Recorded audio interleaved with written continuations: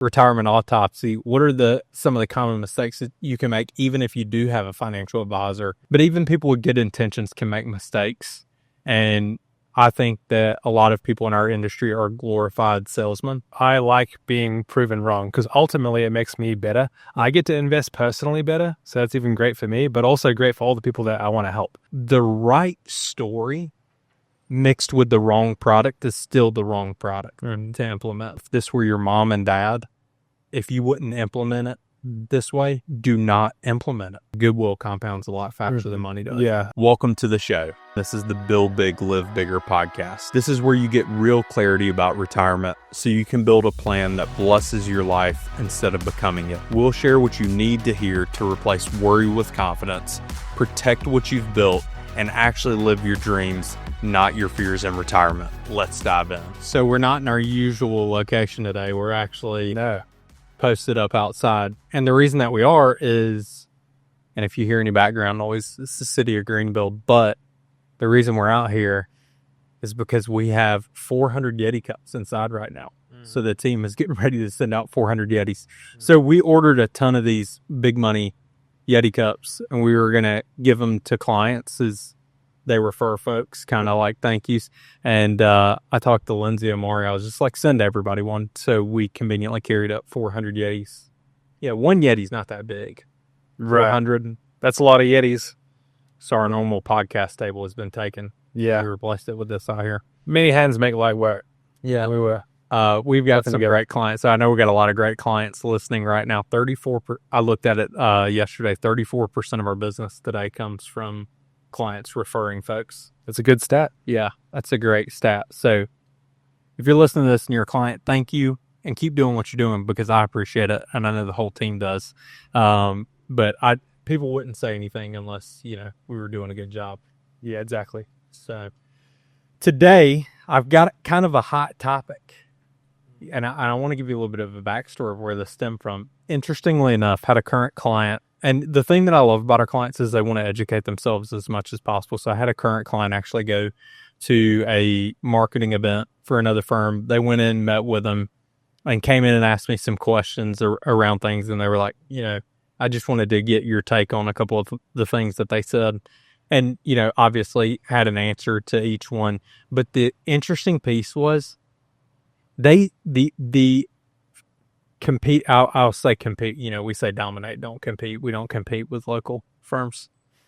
But they came in, and honestly, this other firm had kind of said a couple shady things or remarks. Yeah, that was interesting. We talked about that this morning on this morning's meeting. Yeah, and the message that you guys got from me, so I talked to the whole team. There's 21 of us in this meeting this morning, and I was like, what we will never do is talk negatively about another firm. I think it's like a karma thing, right? If you say something negative, then, something could come back that's negative. But that actually sparked today's podcast, which is Retirement Autopsy. What are some of the common mistakes that you can make, even if you do have a financial advisor and they're watching everything? And so I compiled a list of things that I have seen specifically in this area with other firms that maybe don't have the same ideologies as us. And I don't think that we're perfect. And I think if I did think we were perfect, right? If you think you're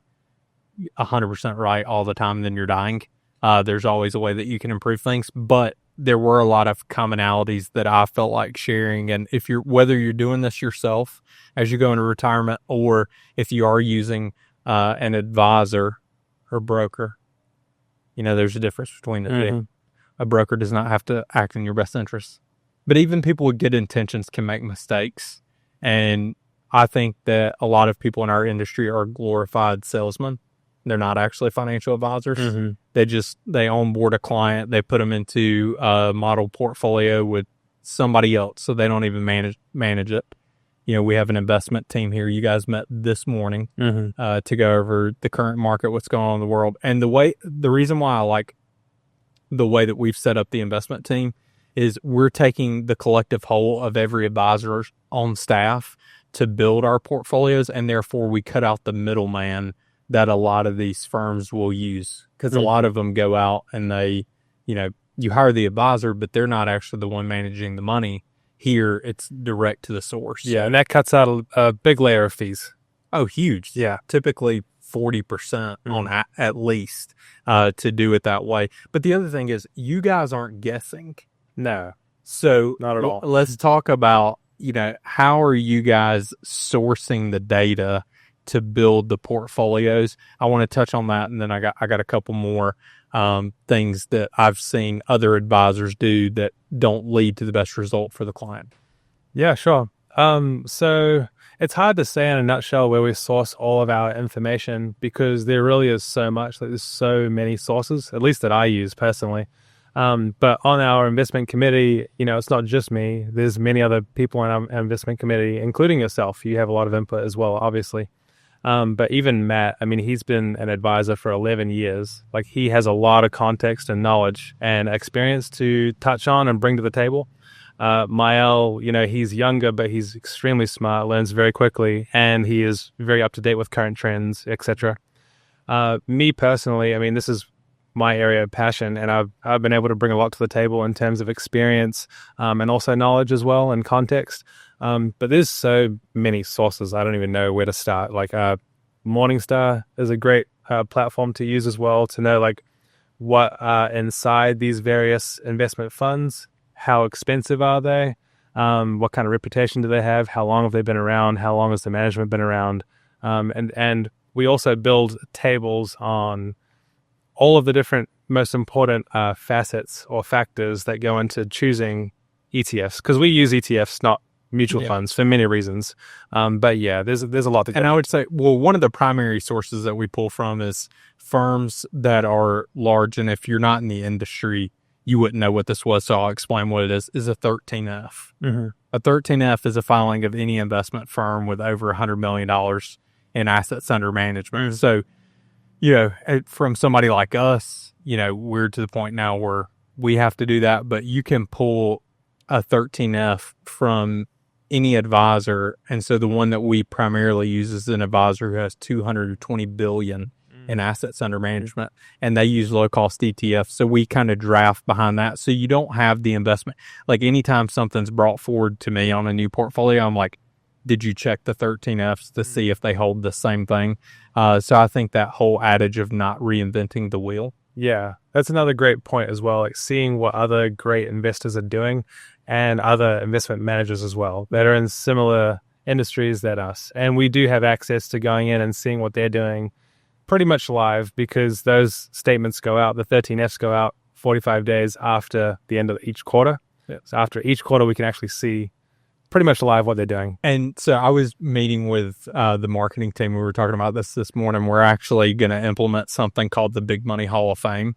So we're going to do this for clients that we've increased their net worth over 50% since they've become a client. And I was actually going through the list, and we launched the investment advisory side of the practice back in 2022. So it's awesome that I'm going through and actually checking people off that list who are going to get a Hall of Fame jersey at the next client event. So I'm really excited about that. We're going to have a lot of great clients that fit in there, but I can't wait to interview them on stage. And if you're listening to this and you're a current client, you may be in that pack. And I'm going to just have you on stage for a minute and be like, what's been the best thing that you've done since joining the firm. But really excited about the Big Money Hall of Fame stat. And I think that the only reason that has happened is because of the way that we do everything. Yeah. On the investment side. And you guys are so open to criticism. That's what I love. Like any of us can present an idea and subsequently I could present one and I don't mind it getting torn apart. Yeah. And vice versa. And me too. Yeah. I like being proven wrong because ultimately it makes me better. I get to invest personally better. So that's even great for me, but also great for all the people that I want to help and can help. So if I'm proven wrong and there's something actually better out there, I do welcome that 100%. Awesome. So a couple things I want to talk about here so retirement autopsy, we're looking at folks that, I tried to go through and take a look at my clients who had maybe a not so great experience with another advisor, and we want to dissect that and some of the things that they've ran into.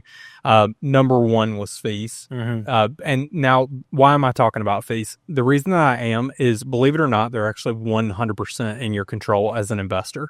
So even if you have an advisor, the fees are in your control. Now for us, if I had a client come to me and be like, and I already think we're pretty competitive, but if I had a client come to me and be like, Jonathan, could you reduce my fees by 50%? I'd be like, probably not. But from the standpoint of the funds expenses, those are totally in your control. Yeah, and that's where good research comes into play as well. Yeah. So funds expenses are the hidden fees. So they're baked in costs into the fund. So you don't actually see it on a statement. It's just reflected in your net return. One of the biggest places that I see retiree make a mistake or ones that we've onboarded is purchasing funds and not knowing what the fees are, and specifically mutual funds. Now, some index funds can have higher expenses, but mutual funds normally carry much more in costs than an index fund. So how do you know if something in your portfolio is a mutual fund versus an index fund, like if you're looking at a statement, Luke? So if you're looking at your statement, if it has an X at the end, that pretty much means that it's a mutual fund. And if it has 5 digits, like for instance, AABXX, that's a mutual fund because it has an X at the end. Yeah. That makes it real easy to identify. And then from there, what you can do is, if you're listening to this right now and you're like, well, how do I find out how much I'm paying? Go to personalfund.com and you just type in that ticker symbol. So whatever, like he was saying, AABXX, you type in that ticker symbol and you put in the amount of money that you have in that fund and it'll generate a report. To my knowledge, that's the best consumer tool, and you can do it for free for up to 5 funds. Yeah, I think you have 10 free trials, and if you do any more, you have to pay for it. But like 10 should be plenty to go through your top 10 mutual funds just to see how much you're paying.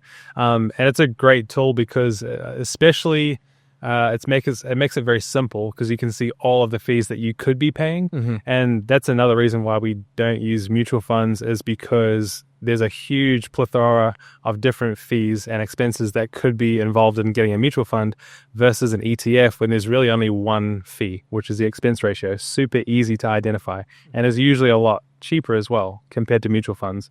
Like with a mutual fund, for instance, there could be front-end load fees, back-end fees when you're taking your money out. There could be administrative fees, 12b1 fees, expense ratios, and also there can be additional expenses with their trading. If they're trading actively, there can be tax consequences and also the platform fees that they use. Yeah. So the other thing too is the reason why we say be careful around these is because if these funds are charging more, typically they can pay the advisor more.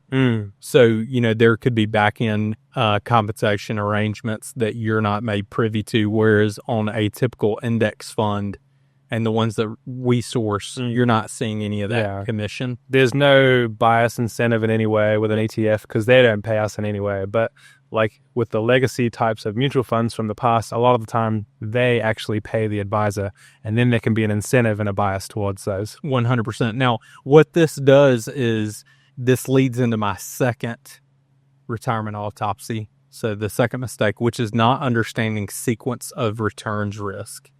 So let's hit on that briefly. What is sequence of returns risk? Why should a retiree know what it is? And how do they protect themselves against it? Yeah, sure. So sequence of returns is essentially, so a huge portion of your life you save, invest, accumulate, and build that portfolio. If anything goes wrong, you can go back to work and continue to work and save, right? Yeah. But then there's that big mindset shift of switching to retirement and actually living on that money. And you really only get one shot at doing that. You don't want to screw it up or make any mistakes. So essentially when you go into retirement, when you actually need to live on the money, sequence of return comes in. But the sequence of return risk is essentially you go into retirement, you start taking from that portfolio, and then the market crashes. And then if it's falling, let's just say it falls by 50%, which it did in 2008, or it did even worse than that. If it fell by 50%, you're going through your money twice as fast. So you could run out a lot sooner than you would have previously predicted. Yeah, and the other thing too is the sequence of returns risk. A lot of people use that as a scare tactic to get, and this again is going to advisor mistakes that I've seen local here in the upstate. A lot of people will say this risk so much until they drive you to only go into commission-based products. where it's almost, there's two sides of it, right? There's a good and bad to everything. In the day that you think that one thing is going to drive a retirement portfolio, you wouldn't put all your eggs in one basket. Like, it's just not smart. But you need to know what sequence of returns risk is, build your portfolio in a way that you don't have to worry about it, but also you don't need to remove that risk altogether. Yes, exactly. Because you're going to kill your return. Yeah, exactly. There's a huge range of outcomes. It could be really bad or it could be really good. You don't want to give up all that good as well, because there's a huge chance that things could go really well. But if you're completely driving everything in the sense that it's just to mitigate risk completely, and like we're just going to keep it in a 1 to 2% returning investment and doing not much, you're giving up a whole lot of upside. Yep.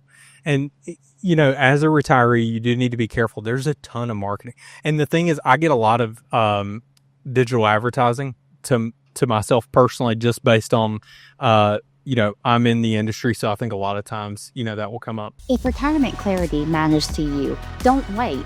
Text BOOK to 864-920-3155 or click the link in the description below to get a free copy of Jonathan's book, Retire Right. Retirees have to be careful out there, because a lot of the marketing they receive is from the broker channel. Mm-hmm. And the broker channel, they don't have to work in your best interest. So literally last night, I was on Facebook before I went to bed, and I saw a post, and it was, "Your financial advisor doesn't want you to know this." It's the title of the post. And I click on it, I start watching the video, and it was this guy who is not licensed to give financial advice. He literally says that in the video. And he said, you need to buy a whole lot, but he sold life insurance. He said, you need to buy a whole life insurance policy because I work with a company who has been around for a long time, and they pay you a guaranteed return of 4% and then a 6% annual dividend on top of that based on the profitability. So basically, he was telling retirees that they could make a risk-free rate of return of 10% per year and pay no taxes on it. And I'm just watching this video in disbelief. And I was looking at all the comments, and like, there's obviously like older people commenting on it, be like, wow, I didn't know this. And I actually know what that product is. And without going into the weeds, it's called a HEC-V, which is a high early cash value whole life insurance policy. Anyway, I know a lot about these. They do not have a 4% guaranteed return and a 6% annual dividend. It's either or. So it can make anywhere from 4 to 6%. And then you have life insurance expenses on top of that. So at the end of the day, you may net a 3% annual return. And it's just the marketing that's out there. You have to be careful, and you have to find someone who doesn't lie on either side of the fence. Even if they are a fiduciary financial advisor, you can't only select someone who's like, oh, index funds are the way to go on the entire portfolio, or individual stocks are the entire way to go on a portfolio, or the other side of the coin, which is a product pusher who's, you know, let's use this life insurance product or annuity product or, you know, whatever else is out there. Hey, let's only use alternative investments. And by the way, at the end of that marketing ad that I saw, he was like, take your money and put it into this investment that's going to generate 40% per year in annualized. And I'm just literally watching it in disbelief. And I'm like, I cannot believe like that this is even legal for someone to say something like that. Well, it's probably not. No. Yeah. Yeah, I would assume if you reported that ad to the SEC. Yeah. There's a lot of misinterpretation there. And obviously, he's not licensed as well. So he doesn't really have. I was like midway through commenting on it, and then I just deleted my comment. I was like, I'm not even commenting. Yeah, just don't even go there. Yeah. Too good to be true. But yeah, as a retiree, you have to be careful. And kind of what Luke's saying, why sequence of returns risk is so important, is you do not get do-overs. Right. You get to do it once, and that's it. Yeah. So when you are investing your money, you have to use proven strategies that maybe aren't going to make you rich in retirement. But in retirement, it's not about how much money you make. It's about how much money you keep. And then that also leads into the other point about why you need to make sure you're not putting 100% of your money into a product, which I'm telling you, there are probably 4 firms here locally that if someone told me they were meeting with them, I would be like, oh, they're going to pitch XYZ product and they're going to put 100% of your money in that. And I'm like, go to the meeting. Like literally, I don't say anything negative about them, but I'm like, hey, just go to this meeting. This is what they're going to pitch you. Here's the heads up. Here's the heads up. And if they pitch you something different, let me know, because that would be the first time out of 100 that I've seen it. But there are people in this industry who can really mess up your retirement picture, and you have to know what you're getting yourself into. And if someone seems like they're falling on one side of the market story or the safe money side, you there's too many biases, or a clear bias in one direction. Yeah. So, and then that goes into the other retirement autopsy mistake, which is, I've seen people come to the office, maybe they retired 15 years ago, they're in their mid 70s, and they're like, man, I had it set up where I was going to live off of 60 grand a year, and I've been living off of 60 grand a year, but I really need to take more income. And it's their advisor really hasn't talked to them about the effects of inflation, which I know that was our last podcast episode. But the effects of inflation they can be detrimental to a portfolio, and you have to be able to give yourself a raise every year in retirement, which is why it's so important that you do have some money in the market. Like, it literally has to be there unless you have some obscene amount of money. Like if you had $100 million and you could put your money into a CD or money market account and it's making 3%. Like, you're making $3 million a year. Yeah, that's a little different. Yeah, it is a little, and I would argue at that point, it's up to you to be a good steward of that $100 million, and you should be growing at way more than 3% per year. For that, I know a lot of our clients are like, heavy Christians, but if you look at the story in the Bible about the talent story with the guy hiding the money up under the rock versus the guy who, took the money and he made a little bit or the talents. And then the guy who multiplied the talents, like, you want to multiply your talents, and same thing, you want to multiply your assets, and you can do that with the right amount of information and not being biased and falling on, let's leave 100% of the money in the market. Let's put 100% of our money in this product. You need everything to work together. Yeah, exactly. And always, again, coming back to the plan, you need to have safe money in place and growth money in place, depending on your situation. But keeping in the back of your mind, inflation is always going to be the silent killer. So it needs to motivate you even more to get as good a return as you can, securely and safely on the safe money, but the growth money side as well. Now I'm going to give a spicy take. So you've listened to this thus far and you're like, my advisor doesn't do either one. Like, I've got money that's safe. I've got money that's in the market. The two areas that you can fall short are, number one, if they have a third-party money manager that's not generating the rate of return that you deserve, and you're paying high fees. So, for instance, your advisor is not the advisor or the ones placing the trades. They're the relationship manager. So these guys aren't the ones going in. They're not meeting on an investment committee. They're glorified salespeople. And when you hire them, you pay them 1% to park your money there, and you're paying 4%, or not 4%, you're paying 0.4% for this third-party money manager to manage your assets. You'd be much better off doing a little bit of research and just finding that money manager and cutting out again, you're just paying for your money to sit there and be parked there at that advisor's firm. And that's why it's great with us. Like, we are on the ground doing that research. We have a lot of people on the team that actually have that experience and context to find the investments, the high quality investments ourselves, rather than having another middleman in there that adds more fees. So that's the first side where you could fall short. The second side, again, if your advisor is saying you need money in the market, you need money and safe money, the second side where you can fall short is having an independent advisor who does not implement the best possible strategy. What I mean by that, the safe money strategy, a lot of these insurance carriers, or you can actually use something called structured notes to do this, much more complex way to do it. But what you may not know is what their back-end incentive comp is. And there are a lot of advisors who are going to Hawaii, Fiji, and other destinations because they sold X number of dollars in XYZ product and never brought that up to you. And I think that is an area where, as a retiree, you should know that exists. And this is a taboo topic because not a lot of advisors talk about it, but you should know if an incentive is included in you putting your money at a certain company.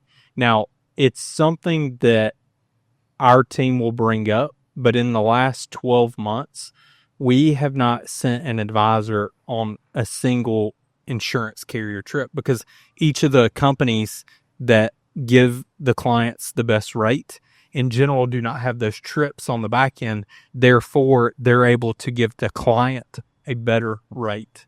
It's taboo for me to talk about it, but I just need to, Yeah. That kind of muddies the waters on what is your true North Star. Like how I approach this business and how we approach it is the true North Star is truly to help these people no matter what, and putting them first no matter what.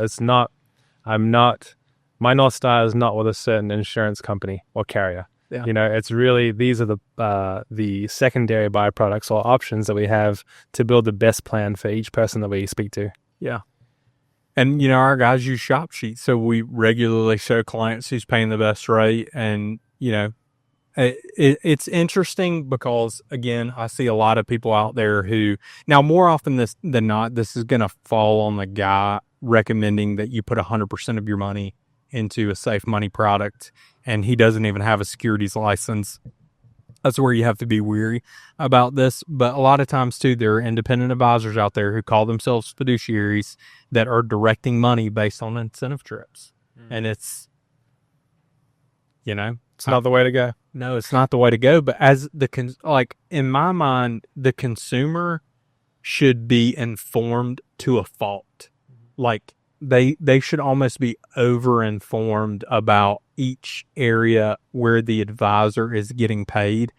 And that's where, if we're recommending a product, we're letting the client know, hey, this is how they pay us. This is every way that this is set up. If it is any product that there is any back-end compensation, we're letting it be known. But typically when we're selecting those types of products that are safe money that you need in a portfolio to make it work, we are disclosing each of those things to them as we're going, but also they're not paying a fee on those products. I mean, typically we're using ones that don't have any fees at all, but it can definitely jumble up a retirement plan for sure if you get a product like the right story mixed with the wrong product is still the wrong product to implement. Like you can paint this great picture about how you need to take less risk and things like that. And that's, most advisors, and I would say even me, especially, like I do a great job of explaining to the client why we're implementing the portfolio the way that we are. But, and through that process, you build trust. At that point, it is up to you to be a leader to actually implement what's going to be best for them in their situation. Because when you correctly show all the risk, hey, this is everything that you could run into, this is how we're going to protect you from that. This is how we're going to drive return over time. This is how you don't have to worry about long-term care. This is how you don't have to worry about a market pullback. When you explain all of that in a way that the client learns more than they ever have, and a lot of advisors are good at doing that, at that point, that is when the fiduciary component really kicks in, because at that point, the client trusts you. And you have to execute in a way that, we say it all the time. If this were your mom and dad, if you wouldn't implement it this way, do not implement it. Like this is how you're supposed to do it. And it's funny because a lot of our advisors on the team, their families are clients, So that's just, it's important. You don't get do-overs, and y'all have heard me say it before, goodwill compounds a lot faster than money does. Yeah, I think out of any business, especially in this business, and I would consider it the most important, is to do well long-term. If I'm going to be doing this for the next 20, 30 years or the rest of my life, which is what I plan to do, I plan to be in this business for really the rest of my life, the money management business. Mm-hmm. You can't do that at all sustainably without a good reputation. And really the goal is to have a stellar reputation, to have the best of the best. And that's how you become successful. Yeah, 100%. And, you heard me say, and I love the Warren Buffett quote. He said, if you make a decision, what was he doing? He was talking to his team. I think he was addressing the court at some point about the Solomon Brothers fiasco, where they essentially made a bunch of mistakes and they didn't disclose those mistakes. They didn't come to senior management and essentially fess up to what had happened. And Warren Buffett stepped in as the temporary CEO at the time of Solomon Brothers, and he essentially said that the policy moving forward for the company is essentially, if you were to, every action you take, if you are happy with that being on the front cover of the next magazine or the next Wall Street Journal that comes out, that's okay. But if not, don't do it. And also, moving forward, he is okay with mistakes, and that's fine. We're human. That does happen from time to time. But intentionally doing something wrong and losing a shred of reputation for the firm, he will be ruthless in that regard. There is no forgiveness for that. Yeah. And that's after and you and I talked about that actually in a one-on-one meeting that we had this morning. It came up, like I said, I was addressing the team because somebody said they went to another firm and they were talking, and this other firm just said something totally off the wall to one of our clients, totally false. And I was like, whether you're doing a great job or not, our clients are going to, talk about the job that we are doing. And we have done a stellar job for them. We have a 99% retention rate. 34% of our business comes from referrals every year. But I basically said the same thing. If you make a mistake, it's fine. But if you do something to hurt our reputation, I will be ruthless. Yeah. Like I think that is so important in an industry that it's a big industry, but it's really small. Mm-hmm. And I think looking 20, 30, 40 years out, our reputation is the most important. It's the most important asset that we have as a firm. And every day, if we make every decision based on our reputation, 20, 30, 40 years from now, the client wins, we win, everything goes as planned. Yeah, you might make more difficult decisions in the short term, but in the long term, I mean, I believe it comes back to you tenfold. If you do the right thing, you're going to have more people that want to work with you. You do a better job for them. They attract more people, and you do better for everyone, and your life is just so much better. Yeah. So I did have one other hot take that is not brought up by a lot of folks. They will talk about asset management, how we're doing in managing the assets, but looking at a client who has a legacy goal, the tax burden so most of our clients are boomers. They have the majority of their assets in 401ks or IRAs. Those assets have never been taxed. Once they hit 73, they have to start taking money out of those accounts through an RMD or a required minimum distribution. Every year you should look at the Roth conversion. Does it make sense for me to do a Roth conversion this year? Even if it's $1,000, like $500 today in 20 years, the way that I look at it, and this is really where I feel like you and I align a lot, is if you look at $500 today based on our rate of return, like what you and I are doing, we know that's 10 grand. Like it's not $500 is $500 is 10 grand in the future. So even if a client's doing $1,000 Roth conversion, they live another 20 years. That's $10,000 or $20,000. So look at Roth conversions every year, because what you leave your heirs, if they inherit the money when they're in their 60s, they're typically making the most amount of money they've ever made in their career. Taxes could be much higher than they are now. And now every dollar you left them, you're actually only leaving them 60 cents because they're having to take that money out every year for 10 years under the new Secure Act. So make sure you're keeping up with your Roth conversions and doing everything you should be doing there. Yeah, and if you keep it in the IRA money and it does go to your kids or your heirs at that time, when they take out that money within that 10-year time span, which they have to, they're also likely to be in their highest earning years as well. So in other words, the highest tax bracket that they'll see, it'll be on top of that as well. Yeah. So, all right. So in closing here, got one thing. So if you're a current client listening to this and you are waiting patiently for your Yeti cup, which you should be receiving here in the next couple of days, I'm looking at about 400 of them through the window right now. We're sending those out to most everyone. I think we might have more than four. Yeah, because there's more than 400 out there. We got a whole lot, 100 and something clients. But anyway, you're going to be receiving a Yeti cup. So that's our ambassador program. First referral's a Yeti cup. Second one's a speaker. Third one's a cooler bag. It's like a Yeti. Fifth is an iPad. And sixth is there's a sixth. There's a sixth. I've just released this.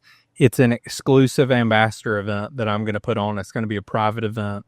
But I told the team this morning to change it from number 6 to number 2. So when they refer, so you're getting the Yeti Cup. So you already got one. This is only through December 31st. But if you refer a second person or the first person you refer on top of this, you get the invite to the exclusive ambassador event at the end of the year. And it is going to be awesome. We're currently going through the process of planning that. It is going to be our most exclusive private client event, and it is going to be an experience. It is not just going to be an event. So if you want access to that, literally all you have to do is refer one person and you get access to the event. So current client listening to this, don't miss out on that. You know, your cousin that you don't really like and you feel like they have a lot of money, it's okay. You may not like them, but help them do better in their finances. They'll appreciate it. Maybe, you know, y'all get a little bit closer at Christmas this year. But yeah, we're excited about the end of the year. We've doubled in size from last year. So huge shout out to this whole team and our clients. We couldn't do it without our clients. We couldn't do it without the great team. And I want to commend you. If you were listening to this right now, you are trying to progress in your financial and retirement journey. And that step should not be taken lightly. So keep doing what you're doing. You're learning every single day. You're getting better every single day. And so are we. So thanks for watching this episode of Build Big, Live Bigger. All right. Appreciate you, Luke. Nice work. We're out. Until the next one.